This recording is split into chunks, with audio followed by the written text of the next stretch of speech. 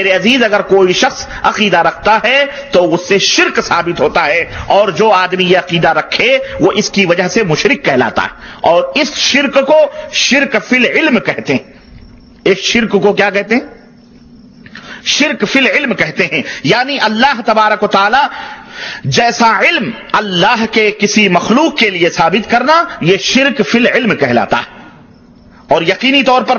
اس عقیدے سے انسان مشرک ہو جاتا ہے، چاہے یہ عقیدہ کسی بڑے سے بڑے انسان کے اندر رکھے، چاہے کسی فرشتے کے اندر رکھے، چاہے کسی نبی مرسل کے اندر رکھے، چاہے کسی پیر، چاہے کسی بزرگ، چاہے کسی دیوی، چاہے کوئی دیوتا، چاہے کسی جن، چاہے کسی بھوت، چاہے کسی پریت کے اندر رکھے، اور چاہے اس نیت سے رکھے کہ یہ جو طاقت و قوت ہے یہ اللہ تعالیٰ نے اسے عطا کیا ہے، اس نیت سے رکھے یا ذاتی نیت سے رکھے، دونوں طریقے سے بہرحال شرک لازم آتا ہے۔ میرے عزیز، میرے دوست، اسی طرح سے اس دنیا کے اندر تصرف اور اختیار کا مالک کون ہے؟ اللہ عز و جل ہے۔ یہ صرف اللہ رب العزت کی شان ہے۔ حکم چلانا اور خواہش سے مارنا، جلانا، پیدا کرنا، غریبی دینا،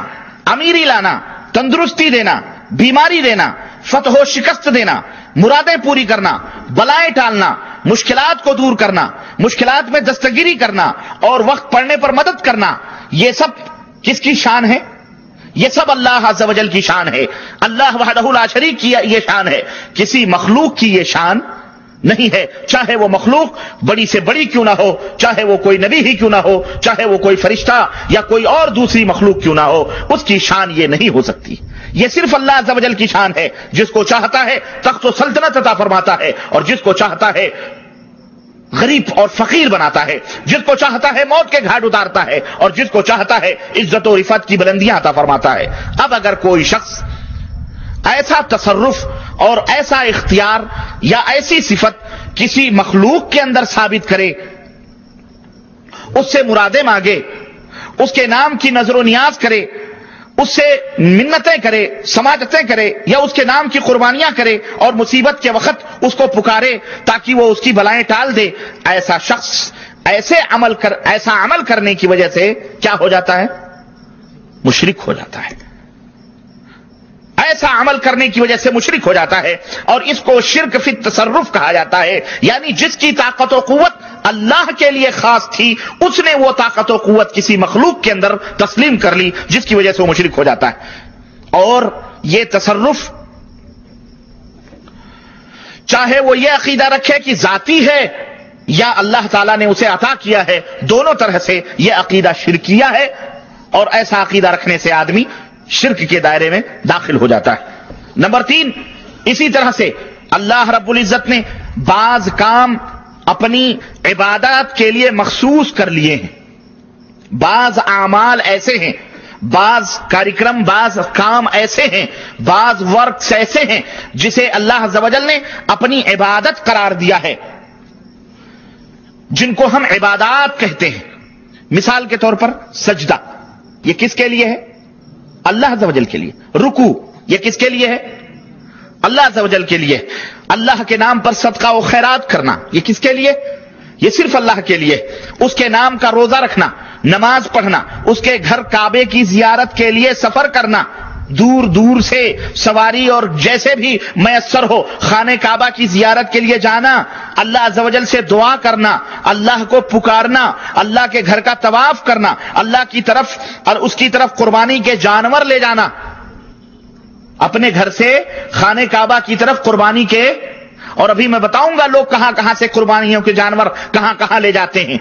اپنے اپنے ملکوں سے، اپنے اپنے گھروں سے کہاں کہاں قربانیوں کے جانور لے جاتے ہیں۔ وہاں جا کر کعبے میں منتیں ماننا، کعبے پر غلاف چڑھانا، حجر اسود کو چومنا، اس کے گھر میں، اللہ کے گھر میں روشنی کرنا، آب زمزم کو تبرک سمجھ کر پینا۔ آج لوگ مزاروں کو دھل دھل کر کے تبرک سمجھ کر کے پیتے ہیں۔ یہ شان صرف خانہ کعبہ کی ہے کہ آب زمزم کو تبرک سمجھ کر کے پینا، بدن پر ڈالنا، جسموں کے اوپر ملنا، وہاں کا خادم بننا، یہ سب کام اللہ عز و جل نے اپنی عبادت اور بندگی کے لیے خاص کر لیے ہیں۔ اور مسلمانوں کو بتلائے ہیں اللہ تعالیٰ نے کہ تم یہ سب اعمال کرو گے ہم خوش اور راضی اور خوش ہوں گے، اور حج میں یہی سب کیا جاتا ہے۔ اب اگر کوئی شخص کسی نبی کو، کسی ولی کو، یا کسی فرشتے کو، یا کسی بھوت کو، یا کسی جن کو، یا کسی پریت کو، یا کسی دیوی کو، یا کسی دیوتا کو، یا کسی سچی جھوٹی قبر کو، یا کسی استھان کو، یا کسی تھان کو، یا چلے کو، یا کسی مکان کو، کسی تعزیے کو، کسی نشان کو، کسی چبوترے کو، کسی کے تبرک،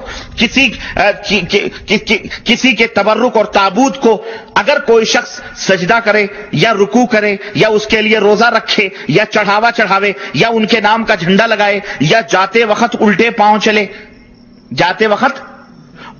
چلے یا قبر کو چومے یا قبروں یا دیگر مقامات کی زیارت کے لیے دور دور سے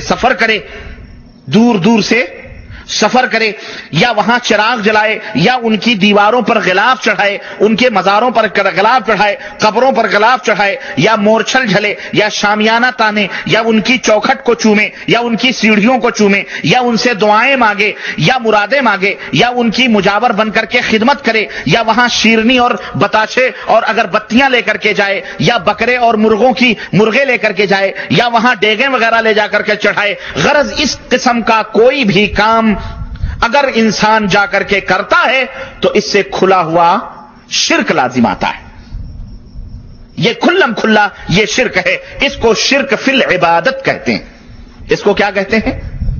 شرک فی العبادت، یعنی عبادت و بندگی میں کسی مخلوق کو شریک کرنا۔ یہ صرف اللہ عز و جل کا خاصہ ہے کہ اس کے لیے رکوع کیے جائیں، سجدے کیے جائیں، نظر و نیاز کیے جائیں، اس کے گھر کی زیارت کے لیے دور دور سے سفر کیا جائے، قربانی کے بکرے لیے جائیں، وہاں چراغاں کیا جائے، خانہ کعبہ کا غلاف چڑھایا جائے، وہاں کے پانی کو، آب زمزم کو تبرک سمجھ، یہ تمام سب خاص ہیں اللہ عز و جل کے گھر کے لیے، اس کی شان کے لیے، اس کی عبادت ہے یہ۔ اور اس عبادت میں کسی مخلوق کو، کسی پیر کو، کسی ولی کو، کسی درگاہ کو، کسی استھان کو، کسی دیوی کو سمجھنا، یہ میرے عزیز یہ شرک کہلاتا ہے۔ اب یہ عقیدہ جو ہے،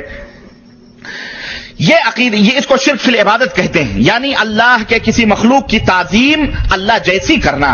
اللہ کے کسی مخلوق کی تعظیم اللہ جیسی کرنا، خواہ یہ عقیدہ ہو کہ وہ ذاتی اعتبار سے ان تعظیموں کے لائق ہے، یا یہ عقیدہ ہو کہ اللہ ان کی اس طرح تعظیم کرنے سے راضی اور خوش ہوتا ہے اور اس کی تعظیم کی برکت سے ہماری بلائیں ٹل جاتی ہیں۔ ہر صورت میں یہ عقیدہ کیا ہے؟ شرک یا عقیدہ ہے،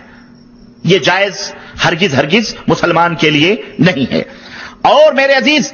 یہ شرک وہ شرک ہے جو اکبر الکبائر ہے، تمام بڑے گناہوں میں سب سے بڑا گناہ ہے، یعنی کبیرہ گناہوں میں سب سے بڑا گناہ ہے، جسے اللہ تبارک و تعالیٰ نے قرآن کریم میں اعلان فرمایا ہے کہ میں اسے کبھی معاف نہیں کروں گا۔ اگر کوئی شخص یہی سب عقیدے رکھ کر کے بلا توبہ کے لیے مر گیا، اے دنیا کے مسلمانوں، اے سامعین کرام، اے مسلمانوں سنو، اے نبی کی پیاری پیاری امت کے لوگوں، اگر یہی سب اعمال کرتے ہوئے، یہی سب کام کرتے ہوئے اگر کوئی شخص شرک کی حالت پر بغیر توبہ کے مر گیا تو یاد رکھو اس کی بخشش کبھی نہیں ہو سکتی، اس کی بخشش کبھی نہیں ہوگی، بلکہ وہ کبھی بھی جہنم سے نجات نہیں پا سکتا ہے۔ اپنے رب کا، اپنے معبود کا، اپنے مالک کا کلام سنو، عرش سے آواز آتی ہے۔ قرآن کریم میں اللہ عز و جل نے ارشاد فرمایا، ان اللہ لا یغفر ان یشرک بہ ویغفر ما دون ذلک لمن یشاء ومن یشرک باللہ فقد ضل ضلالا بعیدا۔ یاد رکھو جو شخص بھی شرک کرتے ہوئے مر گیا ہے، اللہ اس کے اور گناہوں کو چاہے تو معاف کر دے، لیکن شرک کو کبھی معاف نہیں کرے گا۔ اور اللہ فرماتا ہے کہ جو شخص شرک کرتے ہوئے مرا ہے فقد ضل ضلالا بعیدا، جو شرک کرتا ہے وہ بہت دور گمراہیوں کے اندر چلا جاتا ہے۔ دوسری جگہ اللہ تبارک تعالیٰ نے ارشاد فرمایا، انہ من یشرک باللہ فقد حرم اللہ علیہ الجنہ ومأواہ النار وما للظالمین من انصار، کہ یاد رکھو جو شرک کرتے ہوئے مرے گا جنت اس کے اوپر حرام کر دی گئی ہے، ومأواہ النار اور اس کا ٹھکانہ جہنم ہے، وما للظالمین من انصار اور ان ظالم